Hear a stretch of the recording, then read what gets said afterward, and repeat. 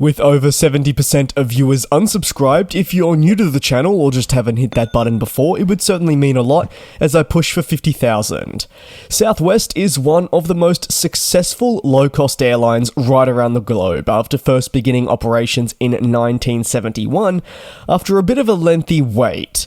As a fun fact, Southwest was first launched by two people and founded by them also, but its inception was unconventional as it centered around, yes, some pretty bold ideas, but how it all came about is really what is just so fascinating, and it moves away from maybe the traditional advice of thorough planning. Yes, the pair who founded and launched the airline discussed the idea over a napkin during a dinner in Texas. As part of these ideas, the pair aimed to serve markets primarily ignored by significant airlines, focusing on short-haul point-to-point routes within Texas. To this day, we see airlines that are looking to launch services concentrate on markets that might be unserved or underserved.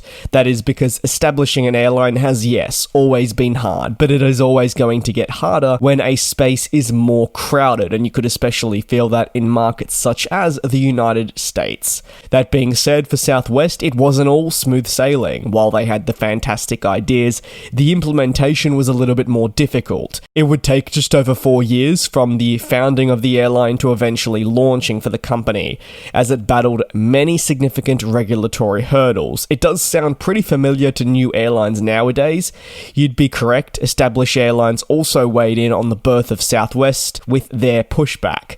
We saw that take place with new entry into the Australian market. Bonza receive a fair bit of pushback from existing airlines who obviously didn't want a new competitor to come into the market. Meanwhile, on top of that, there were also hurdles in acquiring aircraft to complete the inaugural flight.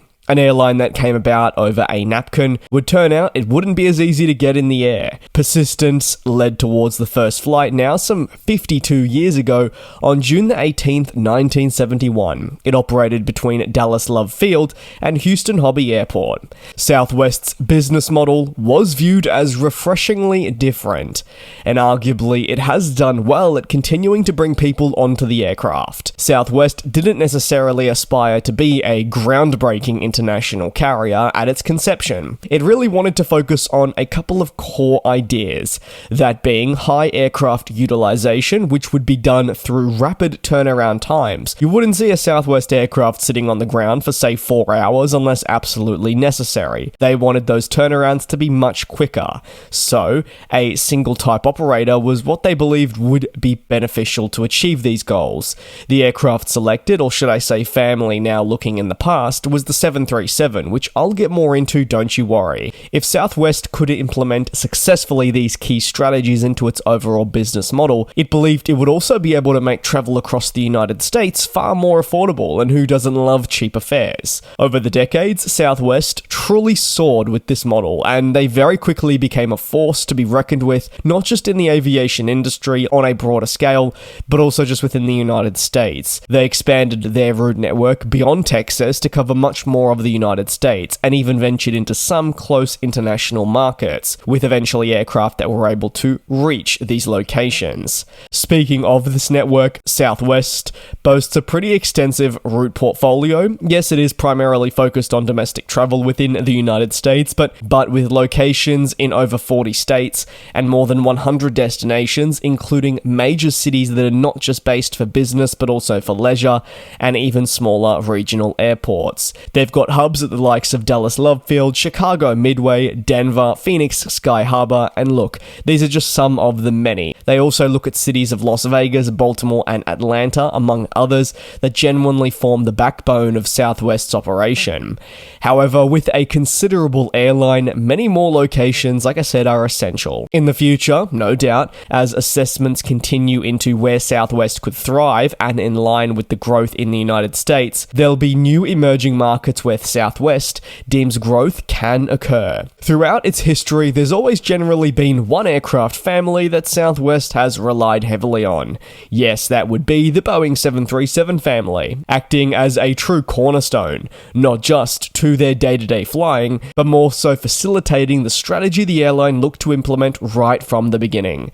Without the 737, well, Southwest arguably wouldn't be what it is today, that is a leading powerhouse in its respective markets. Southwest and the 737 date so far back that with each new iteration since its birth, its understanding of the plane has gotten more intense as it has acquired these new generation 737s now right up until the MAX variant, which we know as the newest. It's meant that it has been primed for a pretty quick introduction to service of these planes. They've become more accustomed to how to maintain these aircraft, among other things to consider when you get to understand these planes. It is easier to bring on a re-engine than completely, say, introduce a new aircraft type that brings complexities with it.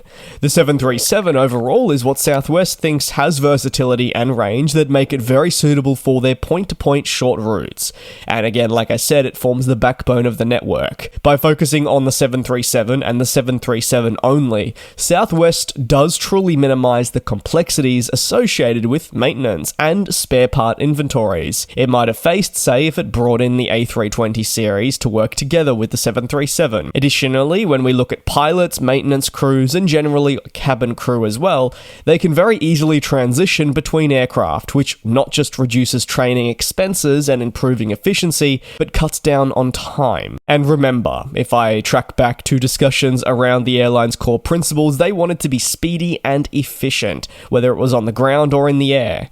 The reliance on a single aircraft type does certainly pose risks, such as a disruption in the event of production issues or unforeseen circumstances.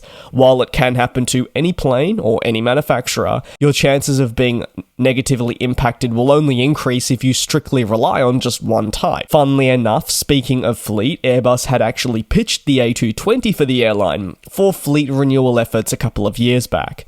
This would have been a dramatic shift in Southwest's culture and identity if they had proceeded, considering that they had been with the 737 since conception. In the next decade, well, Southwest will look to strengthen its position as a leading airline for Americans and more. They'll leverage their operational efficiency seen with the MAX as more aircraft are joining and they phase out their older types. Additionally, they are focusing on a newly announced cabin refresh as they look to modernize the interiors with the latest amenities while keeping costs low and hopefully elevating customer satisfaction levels. Stretching further, an investment in sustainability initiatives will be absolutely essential to meet all the various consumer preferences but also goals laid out by governments. And lastly, well, they'll focus on expanding into new domestic and international markets as touched on. That is a general overview of Southwest, its story, fleet network, and more. If you would like me to cover more airlines like this, let me know down below in the comments which airline, and I'll look to adding it to the schedule of videos that now has over 500 suggestions. Take care, be safe, and I'll see you next time.